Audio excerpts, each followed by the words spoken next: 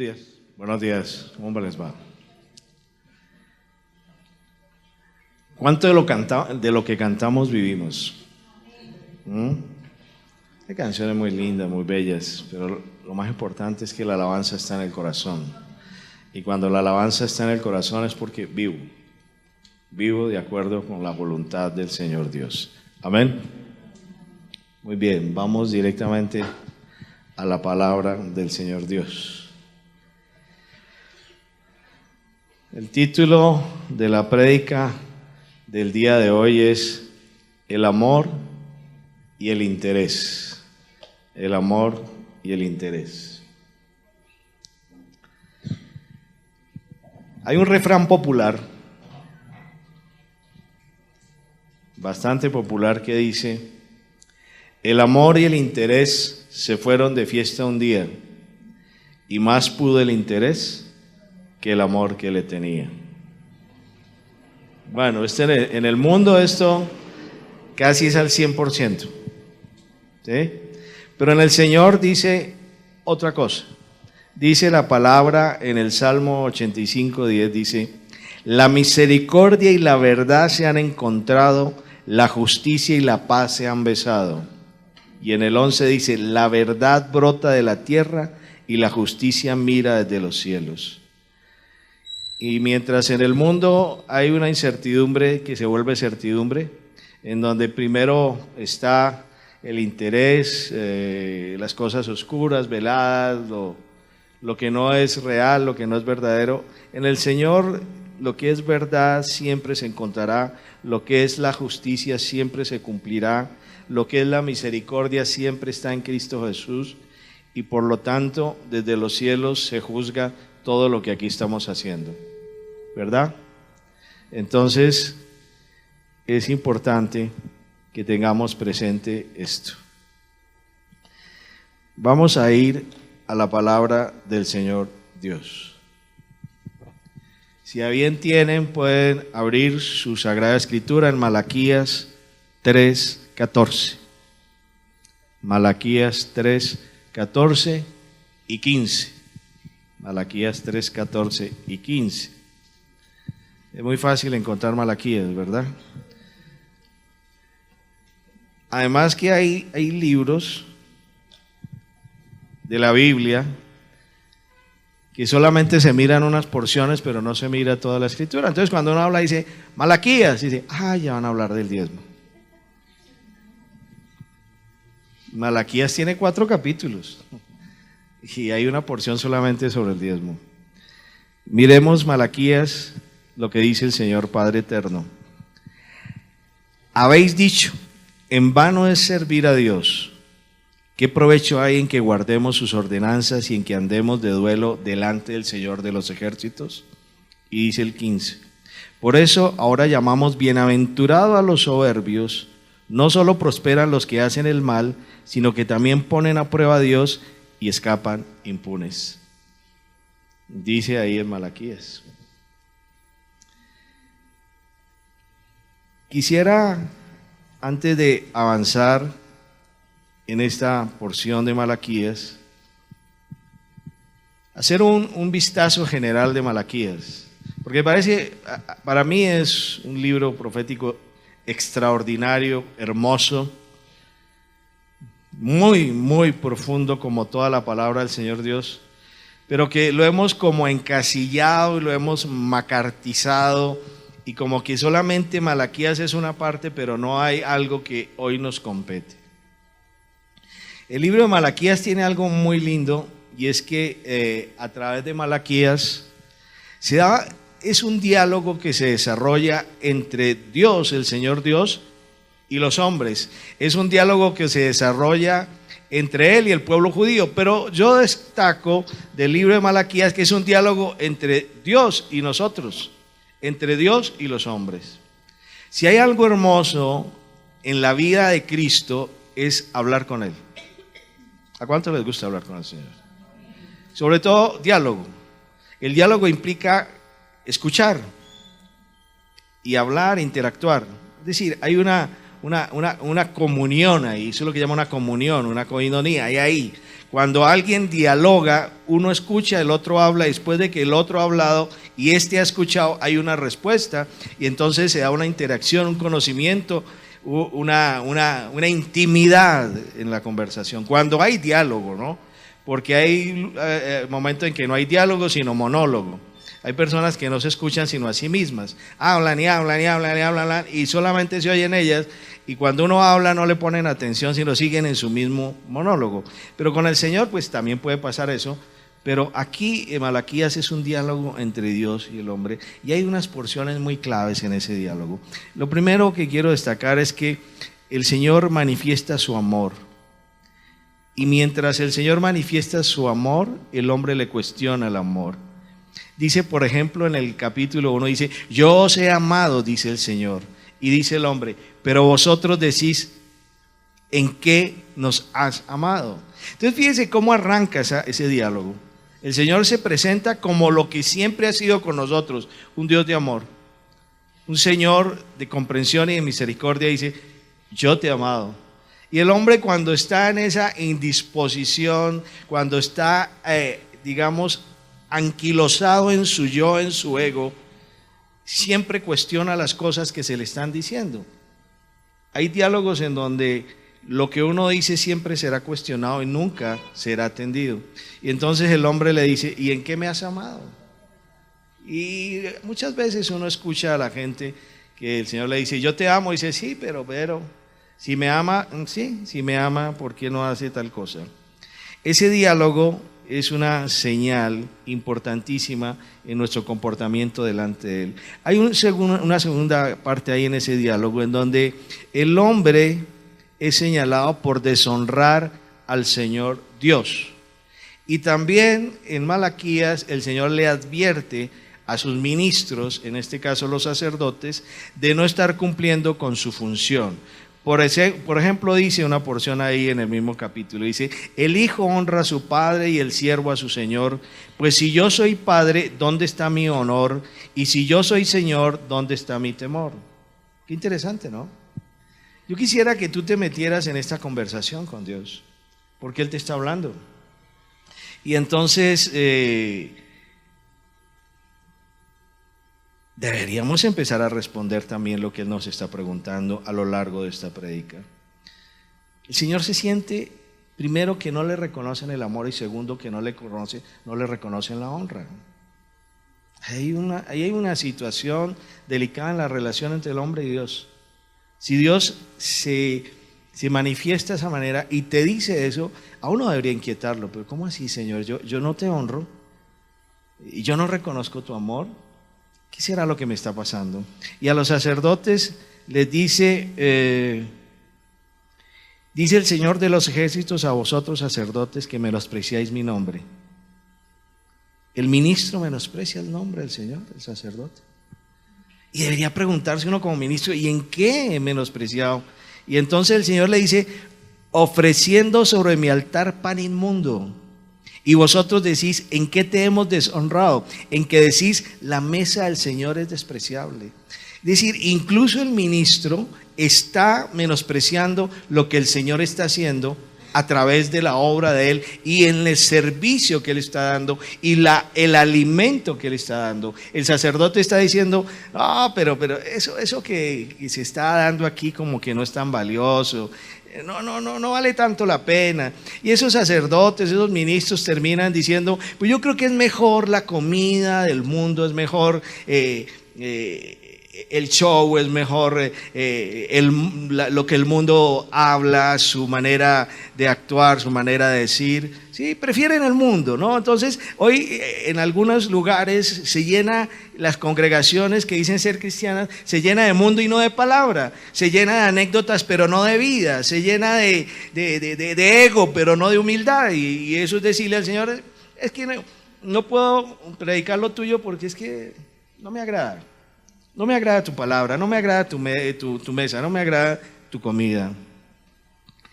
Y en medio de todo eso, mire todas las áreas que va tocando: una relación personal, una relación de honra, una relación de ministerio, una relación de alimento. Y después dice, el Señor le dice al hombre, tú has cubierto de lágrimas mi altar. Y entonces, ¿cómo así que de lágrimas? Es decir, el Señor expresa su dolor frente a la iglesia. ¿Y por qué? ¿Y sabe qué le duele al Señor? Ahí lo dice, la infidelidad, el adulterio. Mire cómo lo dice. Pero vosotros lo profanáis cuando decís la mesa del Señor es inmunda y su fruto y su alimento despreciable. Fíjese, o sea, el Señor recibe como un menosprecio y dice, ¡ay, qué fastidio! Y con indiferencia lo despreciáis.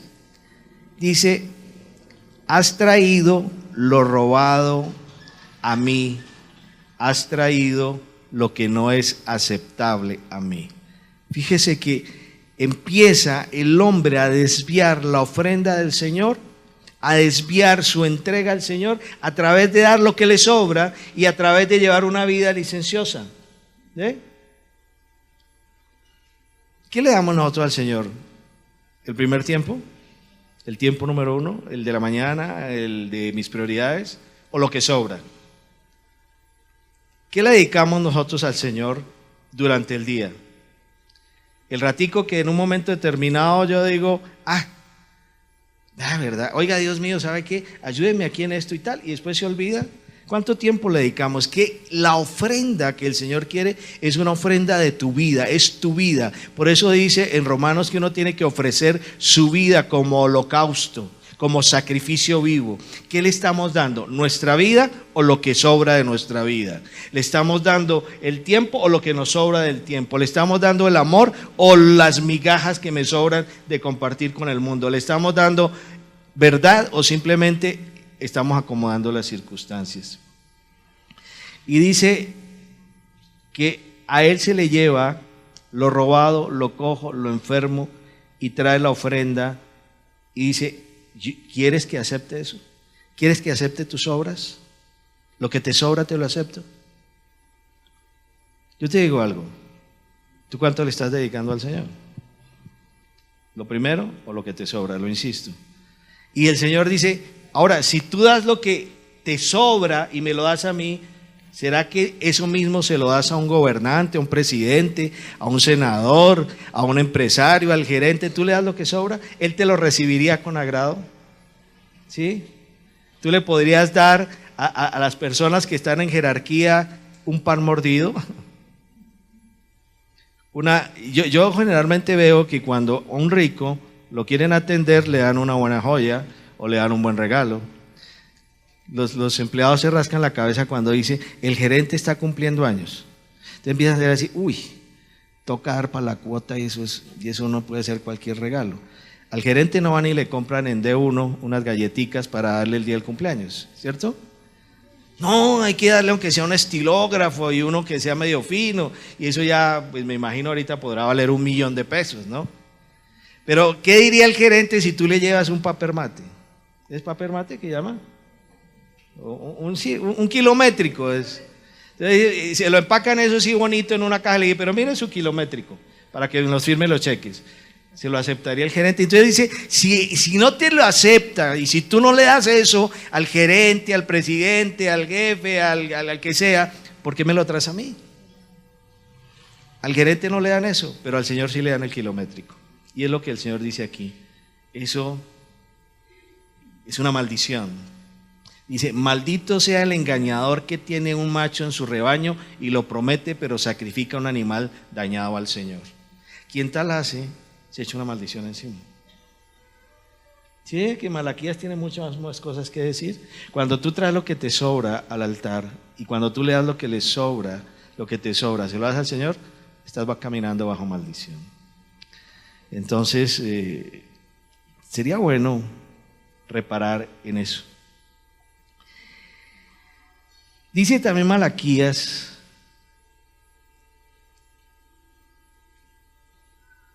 en el versículo 2, 14, el por qué se cubrió de lágrimas su altar. ¿Quiere que le lea? Porque el Señor ha sido testigo entre tú y la mujer de tu juventud, contra la cual has obrado deslealmente. Aunque ella es tu compañera y la mujer de tu pacto, pero ninguno que tenga un remanente del Espíritu lo ha hecho así.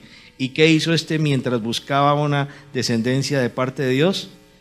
Prestad atención pues a vuestro espíritu, no seas desleal con la mujer de tu juventud. Y en el 16 dice, porque yo detesto el divorcio. Y entonces cuando yo pongo en peligro mi hogar, al punto de que digo, me quiero separar, el Señor se duele y llora. Sí, ve que Malaquías dice otras cosas interesantes. Por ejemplo, al Señor no le gusta el divorcio. Porque es como absurdo que el Señor una a una pareja y después Él mismo la separe. Cuando dice que lo que Él unió no lo separe el hombre. Pero cuando el hombre separa lo que Él ha unido, eso le duele a Dios y llora. Dios llora porque sabe que está rompiendo un pacto con el cual realmente se está formando no solamente una familia, sino una comunión entre esa familia y Él. Y el matrimonio es la semejanza de la relación entre Cristo y la iglesia. Y cuando una persona menosprecia un matrimonio, fácilmente puede menospreciar la relación entre Cristo y la iglesia. En el mundo no se entiende el valor del matrimonio. En el mundo es un contrato express para poder hacer un divorcio express. En el mundo la gente se casa para separarse. En Cristo Jesús las uniones son por siempre. Y Él lo hace con ese propósito. Por eso a cada cual le tiene su pareja, no la que uno quiere. Y en el matrimonio uno no va en ensayos y error. Porque la cuestión está en que dice, pues vaya viva con ella a ver cómo le va. El Señor no hace eso.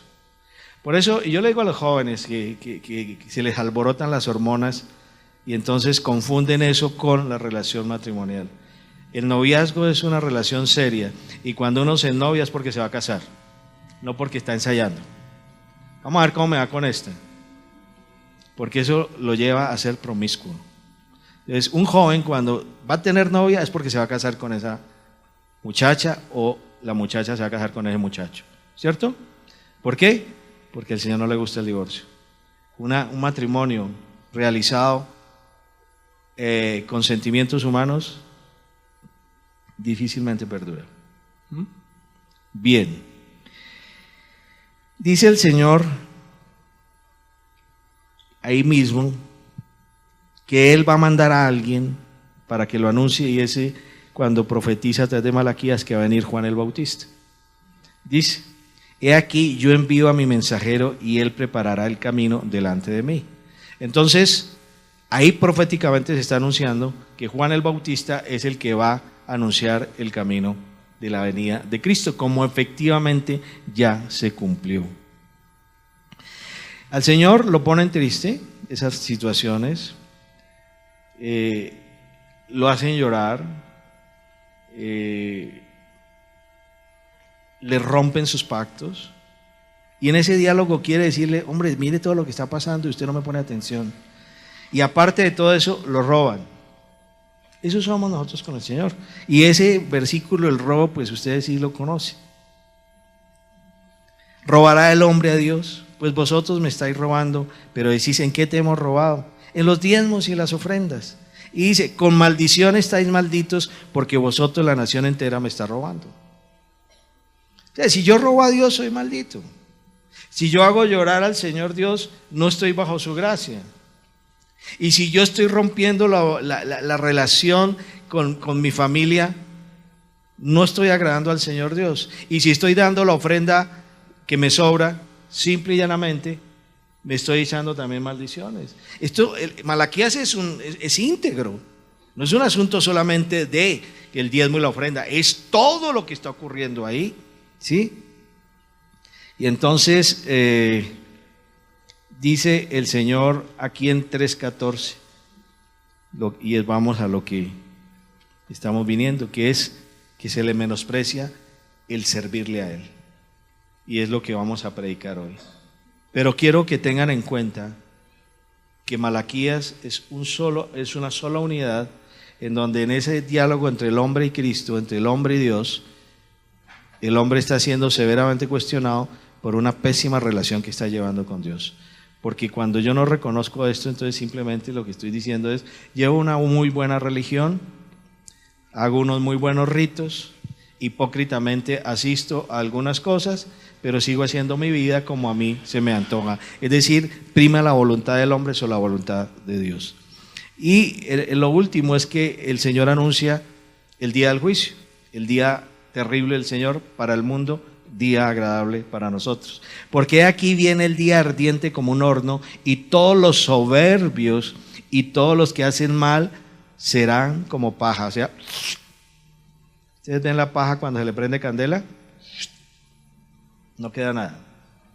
Y ese día va a venir. Y ese día el soberbio se le va a acabar el orgullo. Pero que llega, llega. Entonces miremos en detalle lo que dice Malaquías 3:14. Fíjense que cuando yo no sé si ustedes tienen la misma percepción que yo tuve estudiando la palabra y leyendo Malaquías una y otra vez, de que es una unidad. Yo no puedo desmembrar nada de Malaquías, porque entonces estoy manipulando la escritura a favor mío. Es decir, yo no puedo decir, no, es que yo no me entendí con la mujer de mi juventud, entonces puedo adulterar. No, eso no es agradable a Dios. O simplemente metí el billete falso porque es que yo no sabía que era falso, pero sabía que era falso y de pronto me lo cambié. Eso no es aceptable al Señor Dios. Y lo de los diezmos pues es lo mismo. Ya, si yo excluyo esta parte de los diezmos que es tan cuestionada, si yo la excluyo, pues puedo excluir el adulterio, puedo excluir el mal servicio, puedo excluir la mentira, puedo excluir la infidelidad. ¿Sí? Porque como está en Malaquías, y eso es de la ley, entonces ya en adelante no debería usar ese libro tampoco. ¿Me estoy explicando? Porque si ustedes desmembran el libro, se pierde la unidad de Malaquías. ¿Cierto?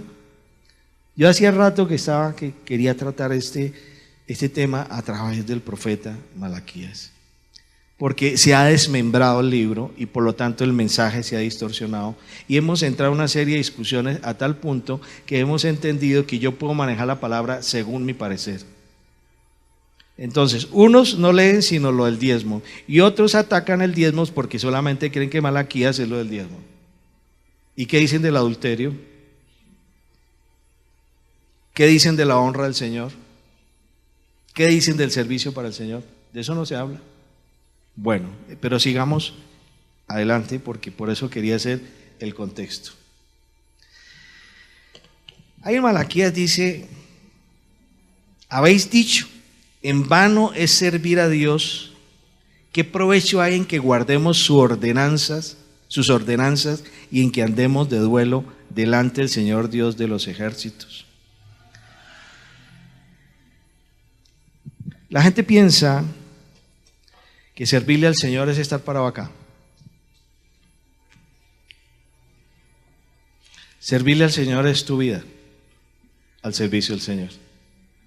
Porque el servicio al Señor no es simplemente llegar y decir, no, como yo no soy pastor, como yo no predico en las iglesias, como yo no dicto cursos de doctrina bíblica, como yo no hago tal cosa, pues yo no tengo problema porque es que el servicio al Señor yo no lo hago. Yo simplemente soy un cristiano común y corriente de la base, y como cristiano común y corriente yo hago lo que tengo que hacer, voy al culto, estoy en mi casa, leo la Biblia, oro y tal. Y entonces yo te pregunto, ¿eso es servir al Señor?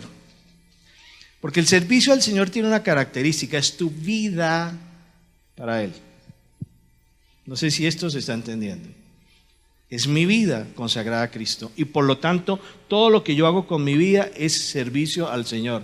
Y todas las cosas que tú haces dentro y fuera de la iglesia, dentro y fuera de tu casa, dentro y fuera de las calles, y lo que haces con tu vida día tras día como testimonio y como un hijo de Dios, es servicio al Señor. Porque todo el que te ve a ti dice, este es un hijo de Dios, este es cristiano, este hace lo que Cristo dice que debe hacer, se supone. Por lo tanto, el servicio es tu vida consagrada a Él. Y cuando la persona segmenta de tal manera que dice, no soy ujier, no soy pastor, no me ponen en alabanza, nada, simplemente voy al culto y no sirvo, está cometiendo un error muy delicado. Entonces, yo te pregunto, ¿tú crees que es en vano servirle al Señor Dios? Es decir, ¿tú crees que tu vida es vana? Algunos consideran que no vale la pena cumplir con los mandamientos y que el hacerlo no trae ningún provecho. Esto es lo que lo lleva a uno al pecado. Porque dice, ¿pero qué? Yo llevo 20 años en el cristianismo y no estoy viendo lo que yo quiero. Cuando uno dice esto, que no vale la pena cumplir mandamientos, lo que está diciendo es, yo vivo el cristianismo a mi manera y mientras Él no satisfaga lo que yo quiero, entonces no voy a cumplir el mandamiento porque no veo sobre mí ningún efecto. Porque la palabra en mí no tiene ningún poder, sino lo que yo hago. Y para eso, tipo de personas que creen así, la palabra es vanidad. La palabra es superflua, la palabra no se cumple. Pero no se cumple porque no se cumple el capricho de la persona, porque no se cumple sus intenciones y porque no se cumple como ellos quisieran vivir. Es decir, no hay sujeción a la voluntad del Señor Dios. Cuando yo no cumplo los mandamientos, no me sujeto a la palabra de Dios. Cuando yo no cumplo un horario en una empresa, no me sujeto a la empresa y por lo tanto la empresa tiene el derecho de decirme, chao, si te he visto no me acuerdo, vida mía.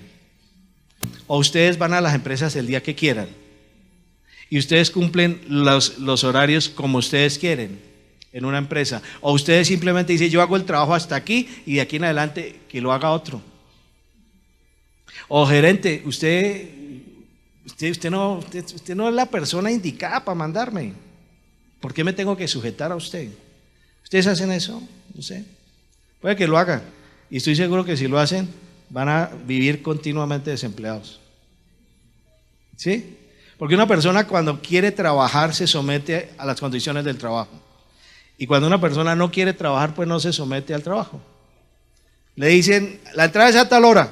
Uy, tan temprano. Y la salida a tal hora. Uy, tan tarde. Y tiene que hacer tantas cosas.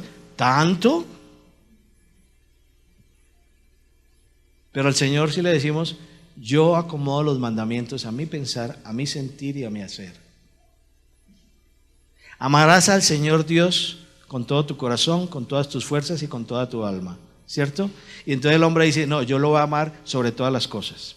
Es decir, lo voy a amar sobre mi escritorio, sobre mi pelotica, sí, pero con el corazón, el alma y la fuerza y mi entrega total, es decir, amarlo con toda mi vida, lo pienso. Al Señor le gusta que uno lo ame completo, espíritu, alma y cuerpo, entregado a Él, consagrado a Él. Pero amarlo sobre una cosa, pues es hasta más fácil, dependiendo de la cosa que uno se imagine. Y eso es una cosa religiosa. Hay gente que incluso dentro de la iglesia cristiana dice, el mandamiento dice hay que amarás al Señor sobre todas las cosas. Eso no dice la Biblia. Eso no dice la Biblia. Entonces, ¿por qué cambiamos la Biblia? Porque es que amar entregando mi vida es distinto a amar a entregar algo que mañana lo puedo volver a recuperar. A amar entregando el cordero enfermo es fácil. Amar entregando la ofrenda que me sobra es fácil. Amar como Caín amó es fácil. Dando lo que quería, como él quería y de lo que él pretendía dar, no como el Señor exigía.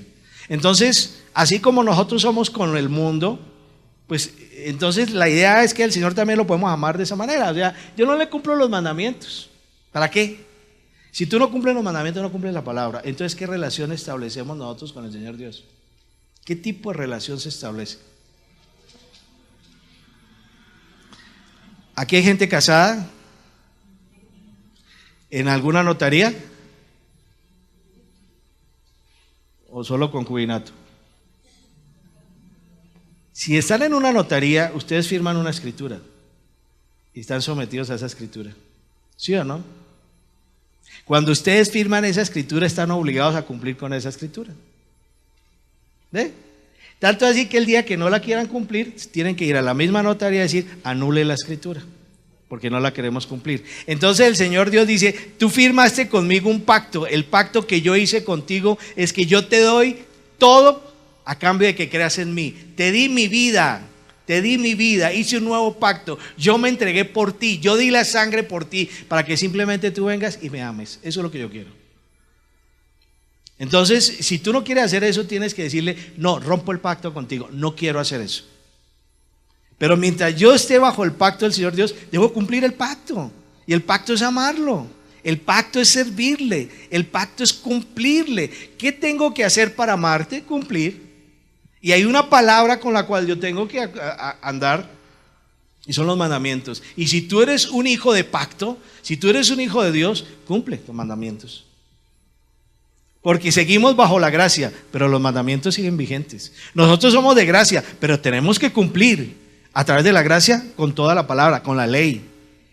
Porque en Cristo Jesús cumplimos la ley, porque el Señor no anuló la ley, cumplió la ley, y yo en Cristo Jesús cumplo la ley. El Señor no está mandando a uno a hacerlo legalista, pero está mandando a hacerlo sincero, fiel, leal, abierto, claro, transparente, diáfano. ¿Ve? Entonces el Señor dice, ¿no quieres cumplir mis mandamientos? Bueno, entonces no quieres ser del pacto.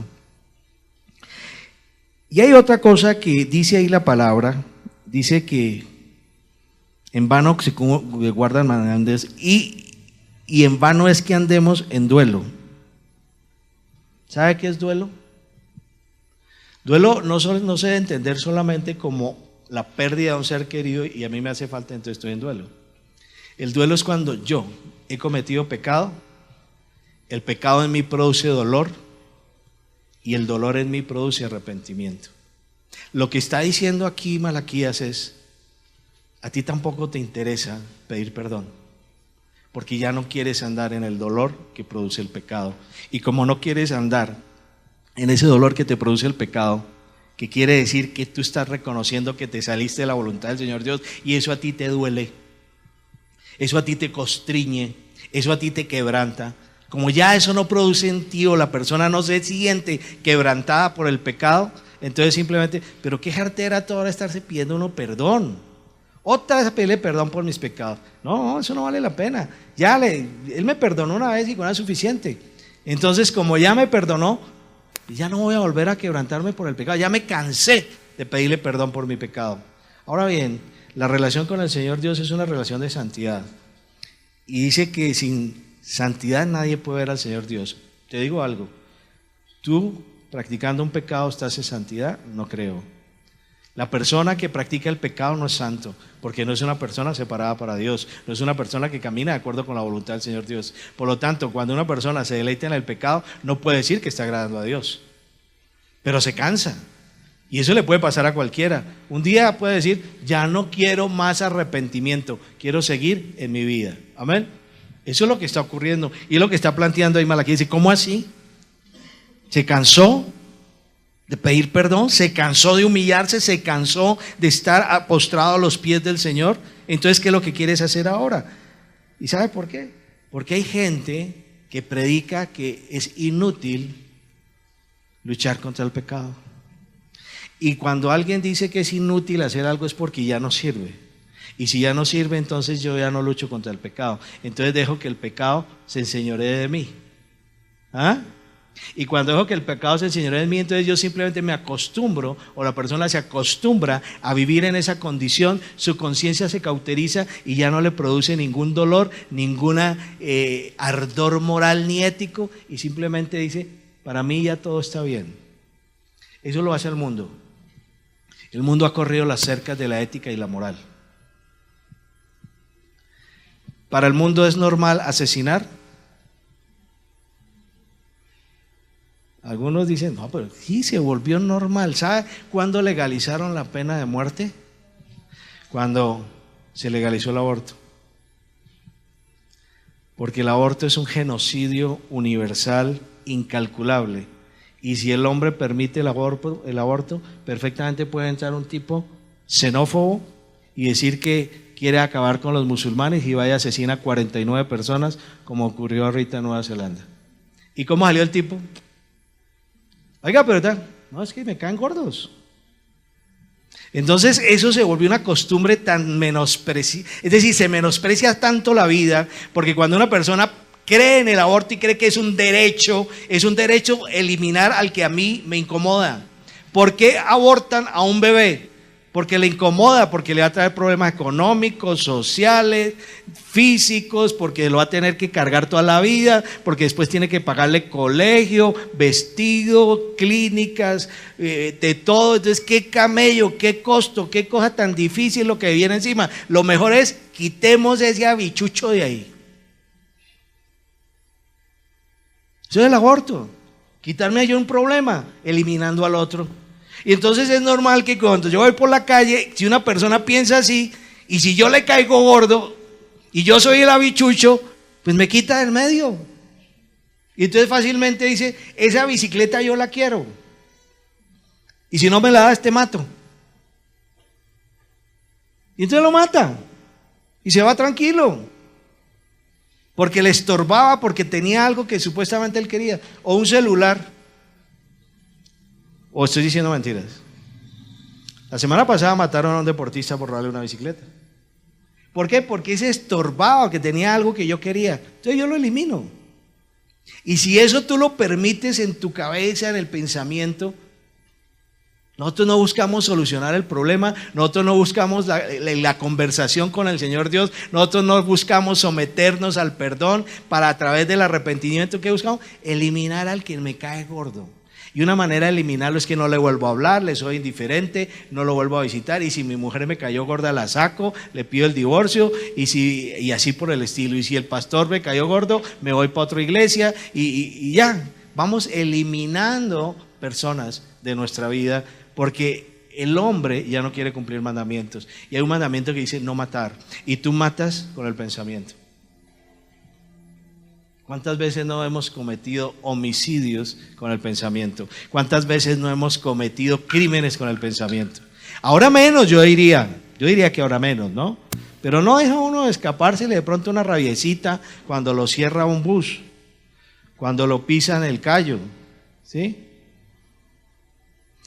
El Señor es claro, cuando tú acunas algo en tu mente, solo falta que te dé la oportunidad, las condiciones para que lo cometas.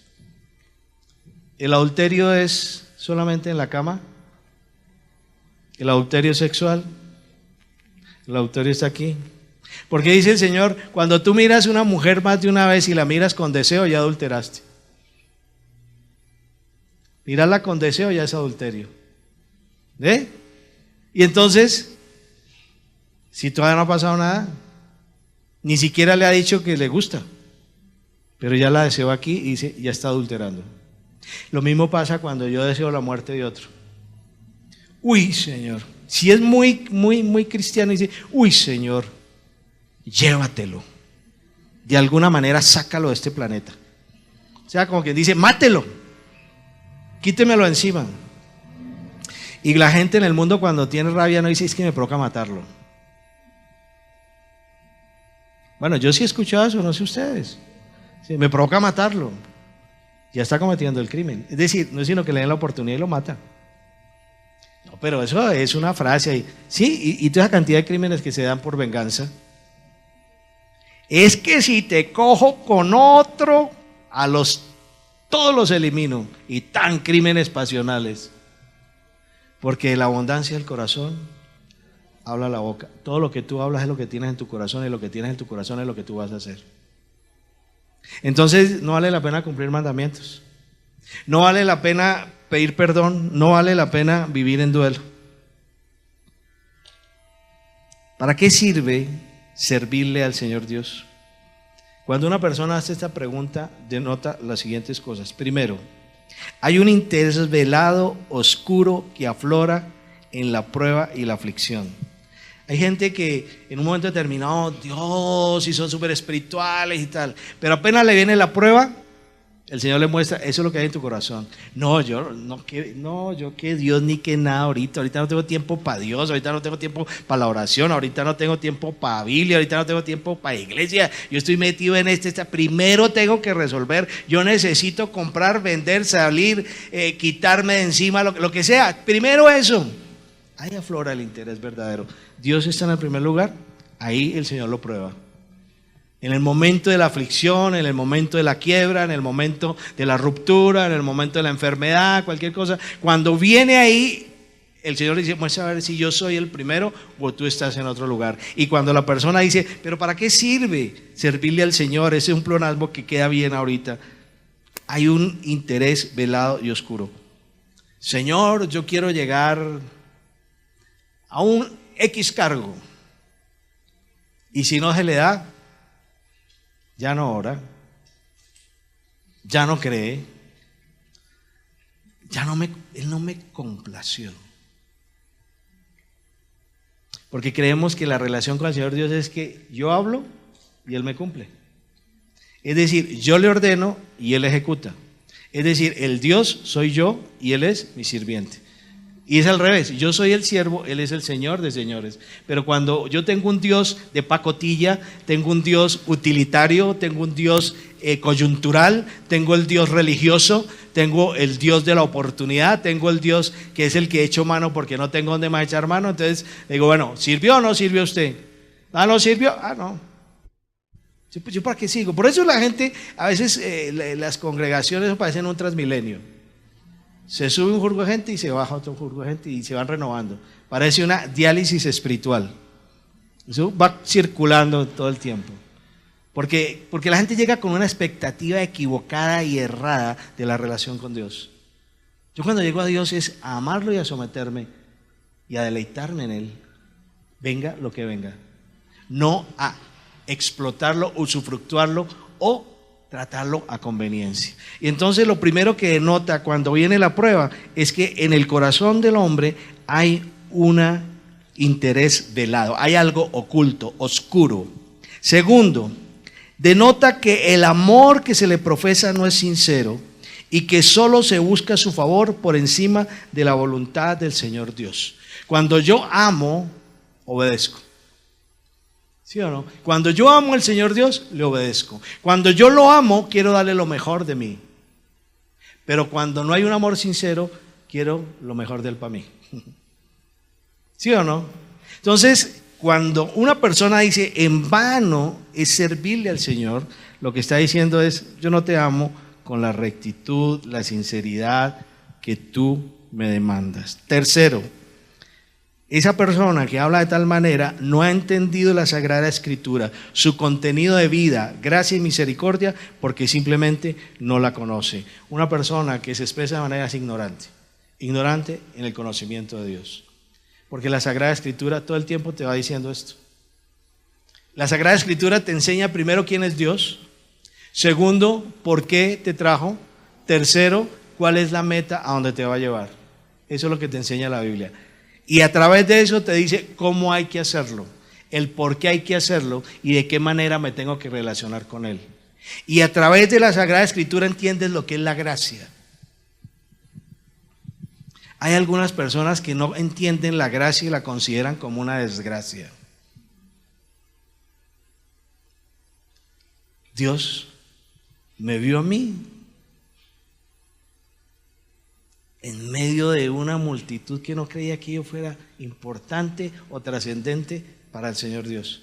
Y como me vio, un día fue, murió y me rescató y me dio vida nueva y abundante. Y me dijo, te salvé para que ahora vivas una vida abundante. Y la vida abundante no son bienes, la vida abundante es plenitud en Cristo. Lo hice yo, te lo hice. ¿Tú me pediste el favor? No. ¿Tú dijiste que tú me amaste? No. ¿Sabe qué dice la Escritura? Dios nos amó primero. Dios te ama primero a ti. Después es que tú empiezas a amarlo a Él. Pero por amor es que Dios se fija en ti. Por amor es que Cristo hizo lo que hizo. Por amor a ti. Cuando yo no he conocido la cruz de Cristo antes de que llegara yo a conocer esa cruz de Cristo, ¿yo amaba a Cristo? De pronto las películas las amaba, te gustaba ver películas de Semana Santa, pero amar a Cristo, no. Cristo te amó primero. Dice, porque yo te amé primero es que ahora tú me amas a mí. Y nos está señalando el camino. Cuando yo ya conozco a Cristo, yo no necesito que me amen, yo amo. Y cuando tú empiezas a amar, cambian las relaciones en tu vida. Cuando tú empiezas a amar, cambia la condición, el estatus de tu vida en el mundo. Cuando tú empiezas a amar, empiezas a reconocer misericordia. Y cuando tú empiezas a amar antes de que te amen, tú entregas antes de pedir. Y cuando tú amas, te deleitas en la obediencia y te disfrutas en la palabra. Amén. Pero mientras tanto no. Y entonces cuando una persona no conoce la Escritura, no conoce el amor, no conoce al Señor Dios, no conoce la vida, no conoce la abundancia, no conoce la plenitud, no conoce la misericordia, no sabe qué es la gracia, que es un don divino, que es un regalo precioso, es un tesoro que nos llega a nosotros sin nosotros pedirlo. Y entonces lo que hacemos es guardarlo y decir, Señor, yo con este tesoro me quedo por toda la eternidad. Pero la gente que no lee la Biblia se pierde ese gran tesoro. Y entonces cuando alguien dice, es vano servir al Señor, ya me cansé de arrepentirme, es porque no conoce la palabra de Dios. Simplemente no la conoce. ¿Ves? Seguimos. 4. El que tal hace se mueve en la carne y no por el Espíritu. Cuando yo conozco la Escritura y no me entrego plenamente y no vivo en la llenura del Espíritu Santo, camino en la carne, en los deseos de la carne. Soy débil, soy fluctuante, soy como las ondas del mar. La persona que camina en la carne está expuesta a que un día de esos caigan un asador y hagan un buen asado con él. El mundo le gusta la carne, el buffet fresco. Y cuando una persona camina en la carne es apetitosa para meterla en la brasa. ¿Estoy explicando? Solamente el Espíritu de Dios te fortalece. Y entonces cuando yo llego a Cristo solo hay dos maneras de vivir. O vivo en el Espíritu y con la llenura del Espíritu Santo, o vivo en mis propios deseos y pasiones y concupiscencias. Es decir, vivo en la carne. Ahí la persona elige. Entonces, quien dice que no vale la pena servir al Señor, simplemente lo que está diciendo, yo me dejo llevar por mis pasiones. Es que las pasiones son más agradables que servirle al Señor, aparentemente. Cuando yo no conozco a Cristo, es mejor vivir en la placer, en la vanidad, en la diversión. Es mejor estar en una reunión social que en una reunión cristiana, oyendo la Biblia y sobre todo cuando la palabra uno lo exhorta. Entonces, cuando una persona dice eso, es una persona carnal. Cuando dice eso. 5. Cuando una persona dice que no vale la pena servirle al Señor ni arrepentirse del pecado, denota egoísmo, soberbia e ignorancia, pues quiere un Dios a su medida, que le complazca sus caprichos y que su diario vivir sea solo una fiesta y solo vanidades. Hay gente que no le gustan los problemas. Hay gente que llega a vieja y no le gusta asumir responsabilidades.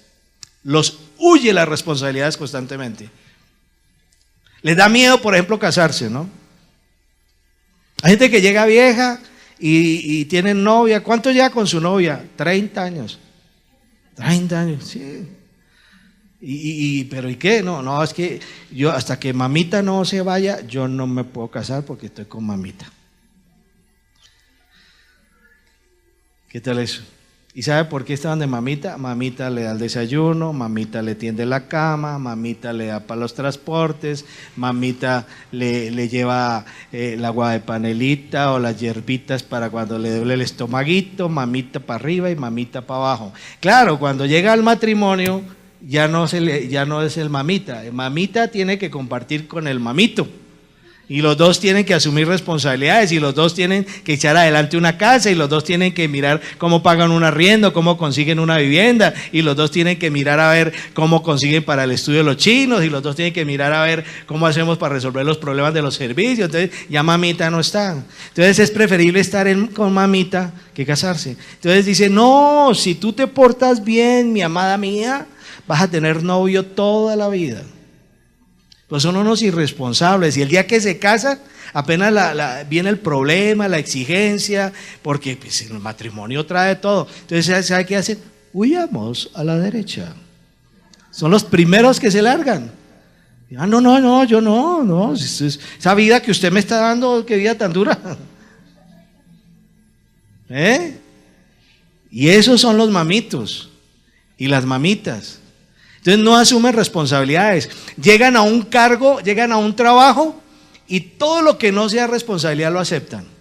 Pero todo lo que tenga que ver con poner la tarea, el empeño, el conocimiento y decir esto está bien o está mal. No, eso sí, no.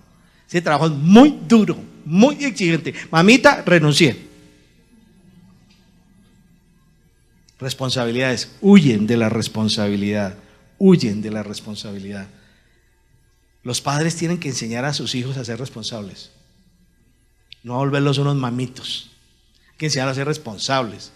Cuando estudian, tienen que exigirles que estudien y estudien con calidad, que se esfuercen, que sufran, que tengan que estudiar, trasnochar si es el caso, investigar, pero que sepan que es trabajar. Padres, el gran error que se comete con un hijo es no enseñarlo a trabajar. Y tú no lo enseñas a trabajar cuando el chino se levanta y tú le tiendes la cama. Hola papito, a ver, déjeme la camita tendida, por favor. Ayude aquí en la casa, ayude. Háganle un esfuerzo mínimo. No, pero, le tienden la cama, le brillan los zapatos. No, hay que enseñarlos desde pequeños a que hagan su propio esfuerzo. Porque si no, mañana les va a quedar grande cualquier tarea que les asignen y se les va a hacer difícil. Cuando uno ve un hijo en esas condiciones, yo le pido al Señor que ni sea médico, ni abogado, ni piloto, ni nada, para que yo no me lo cruce nunca en la vida. Porque imaginen un tipo de esos, cómo estudiará medicina y uno en las manos de un tipo de esos. ¿Qué tal uno en plena cirugía y se asusta y no? Yo por ahí oí un caso de alguien que le hizo no sé cuántas heridas en el cuerpo. Sí, como que lo estaba macheteando, era así, encontrar dónde estaba el hígado. Por aquí, en algún lado de estar aquí, Mano, ese muchachito que tú tienes al lado ahorita, mañana le va a servir a alguien. ¿Cómo le va a servir? De acuerdo a cómo se haya formado. Y uno dice, pero eso es solamente para los oficios importantes. No, desde un albañil, que es un oficio exigente y duro, ¿sí? Y que algunos creen que no necesita capacitación, cuando eso es falso. Desde ahí hasta arriba, todos necesitan capacidad, responsabilidad, conocimiento y humildad. ¿Ustedes creen que no es peligroso una persona irresponsable en una construcción? Supremamente peligroso. Porque te puede dejar unos cables mal conectados, te produce un cortocircuito y tú te puedes morir incinerado en el incendio. ¿Por causa de qué? De que a algún berriondo le ocurrió dejar los cables allí tirados. Ustedes en las obras nuevas siempre van a encontrar irresponsabilidades. Pueden tapar una cañería e inundan todo el edificio. Y fresco, no, ya. Voy y me meto mi cacho de marihuana y ya hice mi trabajo.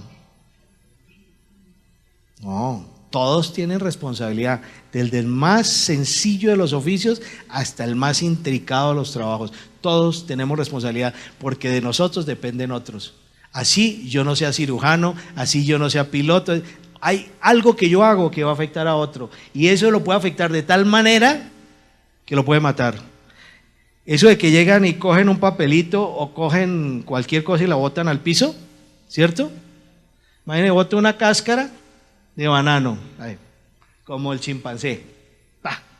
Viene una anciana, no ve la cáscara, se cae y se puede matar. ¿O no?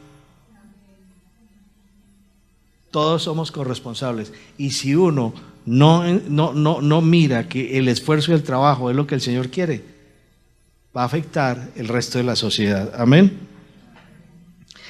Entonces, personas egoístas y soberbias son las que dicen, yo no me comprometo con nada porque es que eso es muy difícil. Entonces, cuando llegan al cristianismo, imagínense el Señor que le dice que cumpla mandamientos.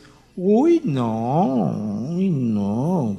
Lee la Biblia, no.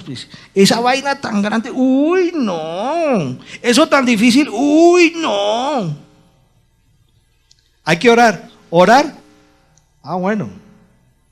Yo los domingos, no, todos los días a mañana y tarde. No, todo el tiempo orando, no.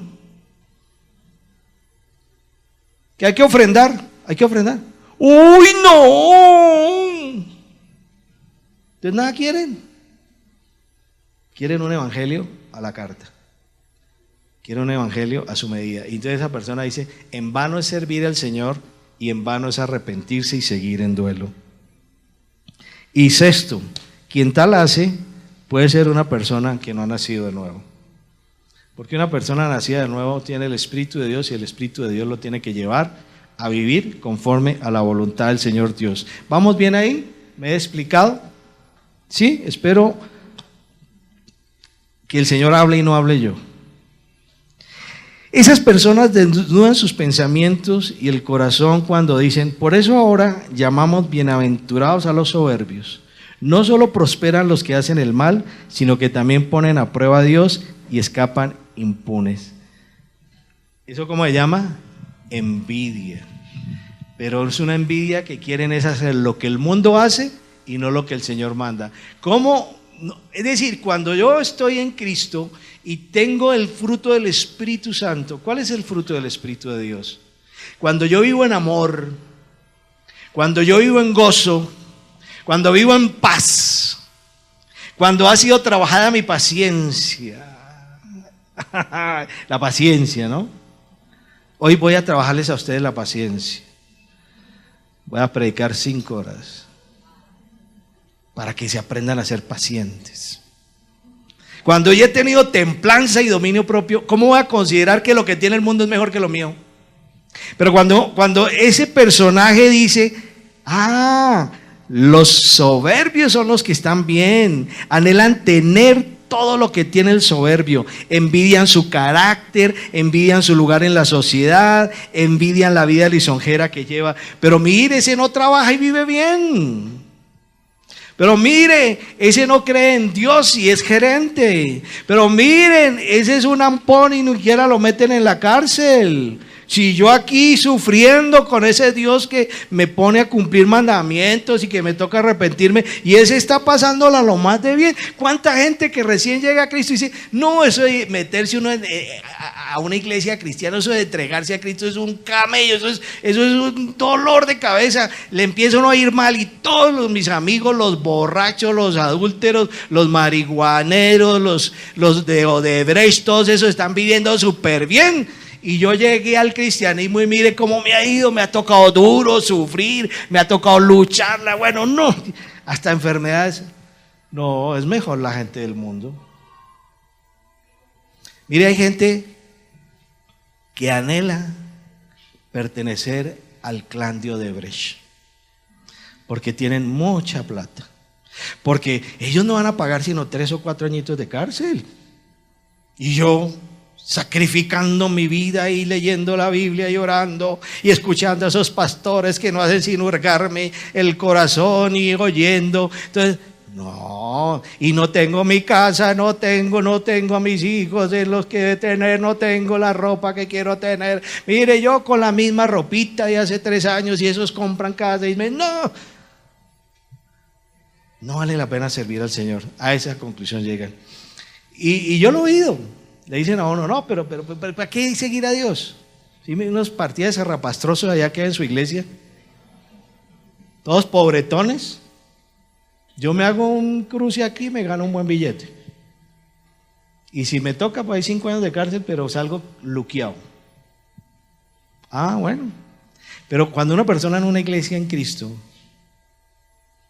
anhela eso, está anhelando la corrupción. Está anhelando lo que tiene el tramposo. Está anhelando lo que tiene el adúltero. Está anhelando lo que tiene el mentiroso. Está anhelando lo que consigue el otro, porque cree que Dios no se hizo el de la vista gorda. ¿Sí? Eso les va bien y Dios no dice ni mu. Cambio así, a mí sí me jala las orejas, ya parezco el señor Spock. Pues este chiste no lo entendieron sino los mayores de 40 años.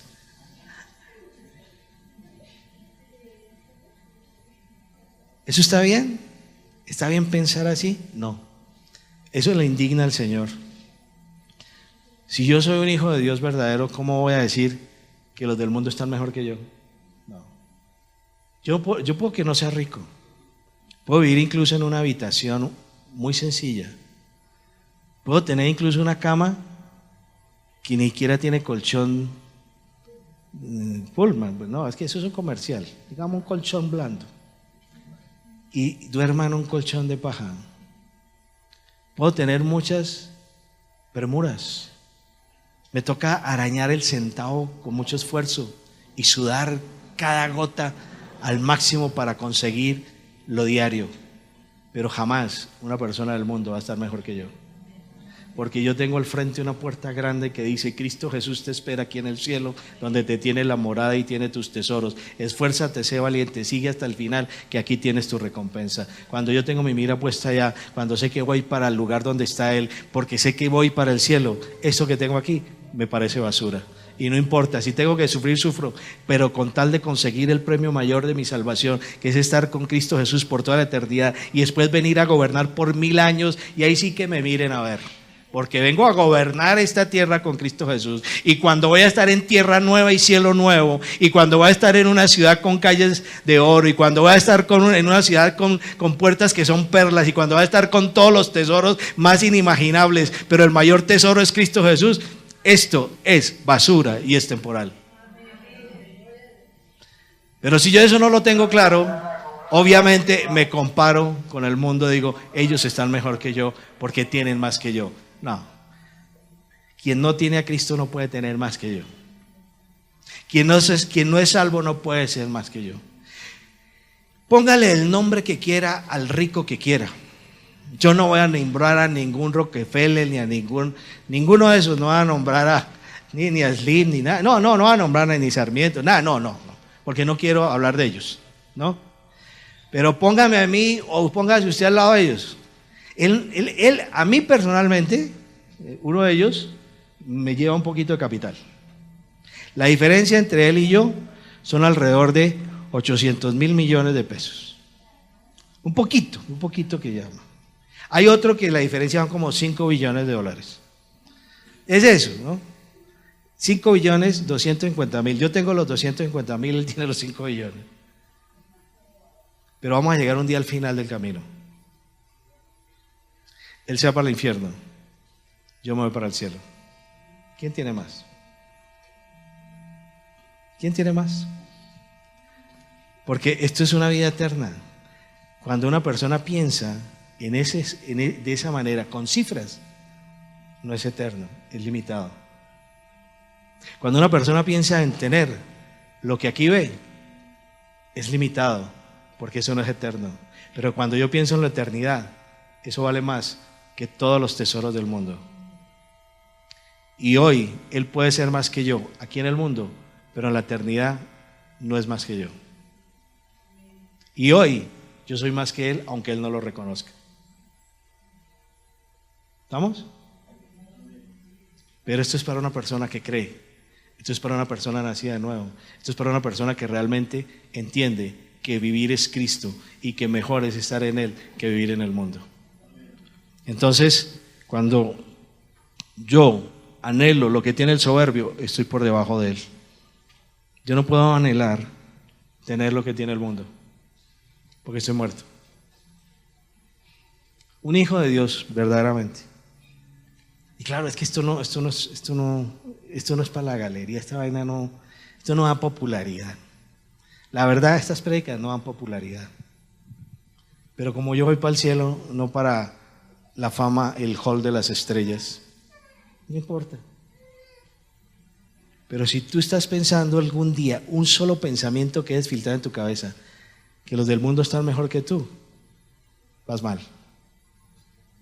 Vas mal. Y si tú crees que tienes que entregar todo tu mejor esfuerzo al mundo y no al Señor Dios, vas mal. Tienes que ponerte delante de Él y tienes que valorar la vida eterna con la vida pasajera, porque la eternidad es eterna. Por más que uno viva aquí como Matusalén, 996 años, que creo que ninguno los va a vivir, comparado eso con una eternidad que es un soplo. Porque para el Señor un día son como 1000 años y 1000 años como un día. ¿Eso qué es que está hablando Él? Para mí no existe el tiempo. Y para los hijos de Dios no existe el tiempo. Nosotros somos atemporales. Yo no dependo de lo que está pasando. No dependo de lo que estoy viendo. Yo vivo en un lugar en donde todo tiene una razón de ser para la eternidad. Yo no soy del tiempo, yo soy de Dios. Pero cuando un hijo de Dios no entiende que es eterno, va a desear las cosas de lo temporal. Tener lo que tiene el rico, anhelar lo que tiene el famoso, buscar lo que tiene la gloria, es eso. ¿Sí ven que se desgasta el mundo? En esas cosas efímeras. Hacen lo que sean con tal de conseguir lo que les dura poquito tiempo. Pero no hacen nada de su esfuerzo por buscar la eternidad. Un hijo de Dios tiene que zafarse de esa manera de pensar. Somos eternos, no somos del tiempo. Y dice, esos prosperan y Dios no les hace nada. Dice, sino que también ponen a prueba a Dios y escapan impunes. Fíjese lo que la envidia. Con mucho esfuerzo, un hombre consigue tener un Spar, modelo viejo, o un Renault 4, que esos todavía funcionan. Lo consigue y va en su carrito. Y le aparece otro que tiene el último modelo. Y como él ya tiene carro, él ya se considera de carro. Y mira el del último modelo y empieza. ¿Quién sabe dónde consiguió la plata para comprar ese carro? Mínimo traqueto. Bueno, y después empieza. Pero esos carros son malos. No hay como mi Renault 4. Esos carros, mire, eso apenas se daña, le vale un ojo de la cara. Eso no le va a servir. Se volvió orgulloso y prepotente, ya no saluda al miserable. ¿Sabe cómo llama eso? Envidia. Y quien dice que Dios no hace justicia es un envidioso, porque ¿sabe qué es lo que quiere? Que el hombre apenas salga con su carro último modelo, lo deje parqueado, le caiga una pared encima y se lo deje como un patacón pisado y dice, ¿sí ve lo que le duró?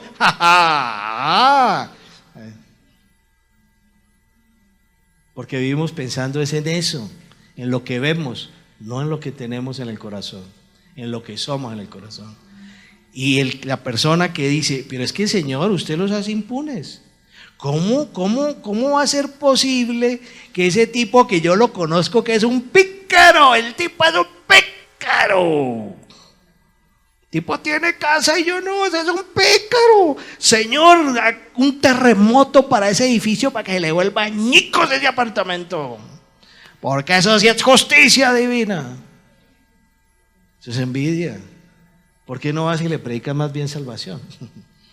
¿Qué importa si tiene o no tiene? Él necesita la salvación igual que cualquier otro. ¿Me estoy explicando? Es que el corazón del hombre es traicionero. Nosotros en Cristo no nos fijamos en eso, sino por el contrario, cada persona que tiene una bendición es una bendición que debe bendecir a todos, aún siendo un impío. Porque si mi patrón le va bien en la empresa, mantengo empleo.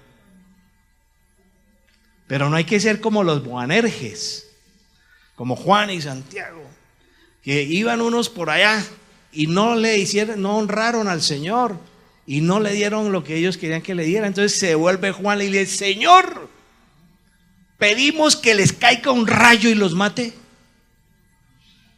Eso dijeron ellos, ya apóstoles. Igual que nosotros, también tienen carne trémula. ¿Y qué les dijo el Señor? ¡Listo!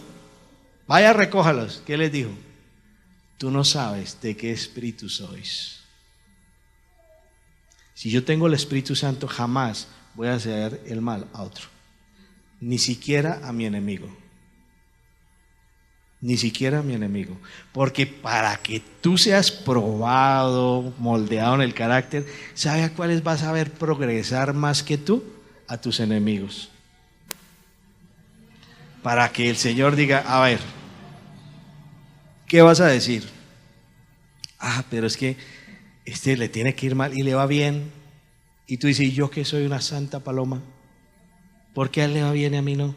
Porque el Señor está probando tu corazón, está probando tu fe. Te está diciendo, ¿a quién tienes en primer lugar? Amén. Entonces, ese personaje dice eso. Ellos están convencidos que es ser mejor malo que santo. Porque los malos prosperan y los santos fracasan. Mientras que los hijos de Dios pasan por sufrimiento. ¿Sabe quién inoculó ese pensamiento? Los religiosos. Toda la gente religiosa fue la que convenció a la gente que por ser religioso es un fracasado, que por seguir a Cristo le va mal. Eso no está en las Escrituras. Yo me he leído la Biblia de pasta a pasta, siempre la he leído, y en ninguna parte dice que cuando yo me entrego a Cristo soy un fracasado. Pero la religión dio a entender que la religión es para los pobres y la riqueza para los ricos. Y entonces, si usted es un pobre, sí, vaya allá detrás de la sotana, vaya detrás de ahí del morraco, vaya, arrodíllese, vaya, come Biblia, vaya, que usted para eso es un pobretón. El problema es que la gente lo cree y los ricos también se lo creen. Y entonces por eso dice el Señor, es más fácil que un camello pase por el ojo de una aguja que un rico entre a los reinos de los cielos. Porque ellos creen que con las riquezas es suficiente, porque también se creyeron este cuento. No hay tal. En el reino de los cielos no hay ni ricos ni pobres. Hay hombres delante del Señor Dios que todos son iguales. Y cada uno crece de acuerdo con la entrega de su corazón a Dios. ¿Cuál es el alimento del Hijo de Dios? La palabra. ¿Cuánto tiempo pueden ustedes durar sin comer? A ver, hagamos un ensayo. No comamos nada de aquí al próximo domingo a ver cómo llegan. Si es que llegan. ¿Cierto que no? Ustedes comen por la mañana, por la tarde y por la noche. ¿Cuántos han comido por la mañana, por la tarde y por la noche? ¿Cuántos han comido aquí? Gracias a Dios. Porque hay unos que comen cada 2 días. A esos pobres hay que socorrerlos. Hay niños que se están muriendo de hambre en este momento. A esos niños hay que socorrerlos. Por lo tanto, si te sobra un pan, a alguien le puede estar haciendo falta. Porque nosotros no amamos solamente de letra. Nosotros tenemos que amar de vida.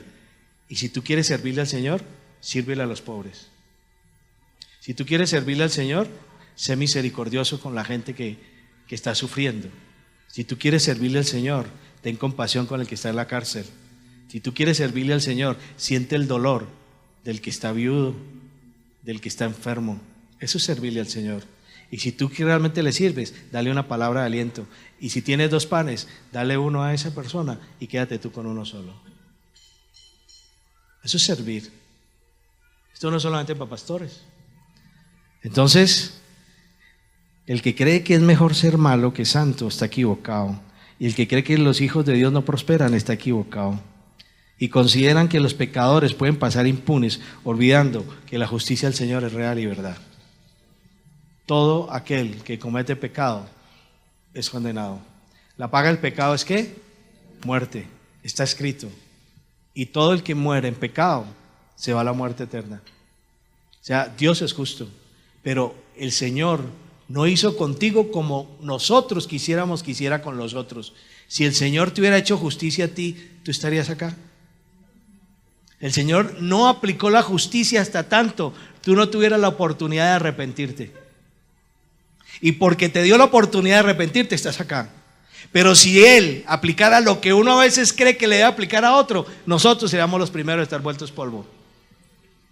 Porque nosotros pasamos por 1, por 2, por 3, por 4, por muchas, hasta que el Señor dijo, arrepiéntete y ven a mí. Y por eso estamos acá. Pero cuando ya estamos acá, queremos que los otros sean pulverizados. No, es mejor ser santo que ser malo. Es mejor vivir la palabra que estar por fuera de ella. Amén.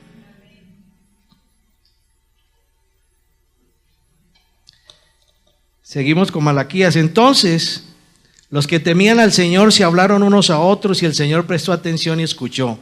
Y fue escrito delante de él un libro memorial para los que temen al Señor y para los que estiman su nombre. y ellos serán míos, dice el Señor de los ejércitos, el día en que yo prepare mi tesoro especial y los perdonaré como un hombre perdona al hijo que le sirve. Entonces volveréis a distinguir entre el justo y el impío, entre el que sirve a Dios y el que no le sirve. Qué gran problema no distinguir al justo del impío, y qué gran problema no distinguir al que sirve del que no le sirve. Hermano, ustedes tienen una tarea aquí con Malaquías. Ahí en el 6:16 dice: los que temían al Señor se hablaron. Los que temían al Señor se hablaron. Lo primero que tienes que hacer es que tú puedes hablar con Dios. Segundo, habla con tus hermanos que están en Cristo y digan: ¿es correcto decir lo que se está diciendo? ¿Es justo juzgar con mi propia vara? Háblense con sus hermanos.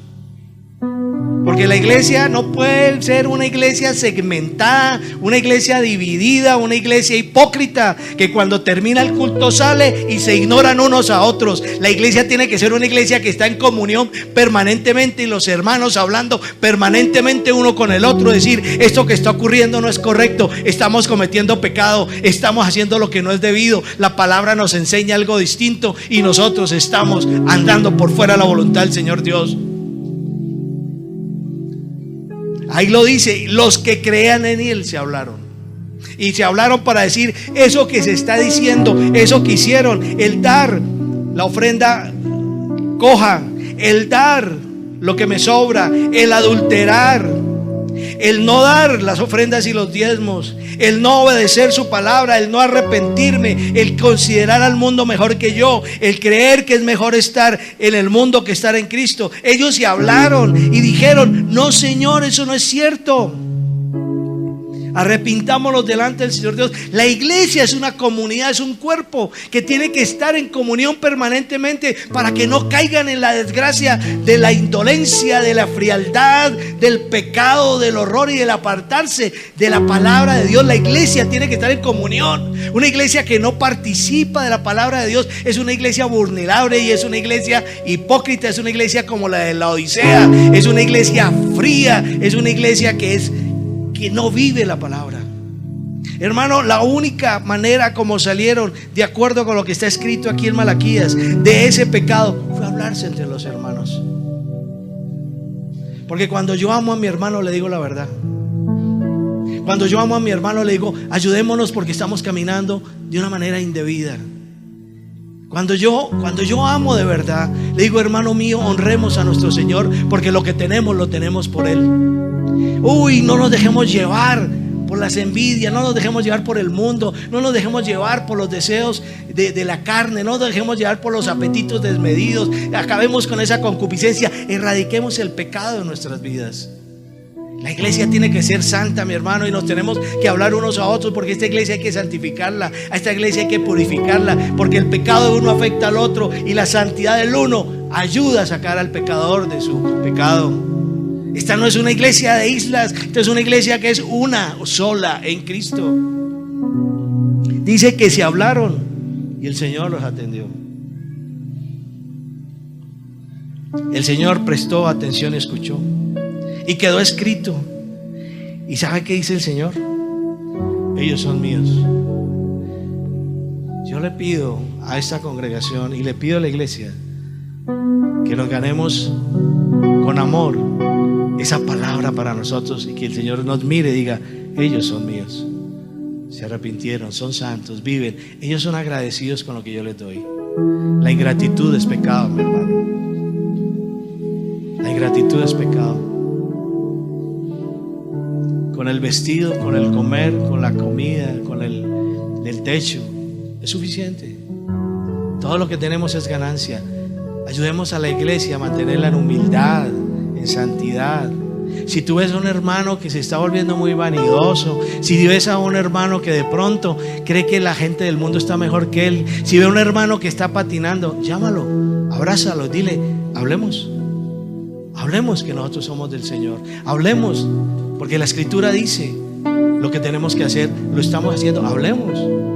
Pero no dejes a tu hermano que se vaya por el hoyo, No dejes a tu hermano que quede en pecado. No dejes a tu hermano que sufra solo. No dejes a tu hermano que se desvíe. No dejes a tu hermano que se eleve en el egoísmo y la prepotencia. Si tú lo amas, hablas con él.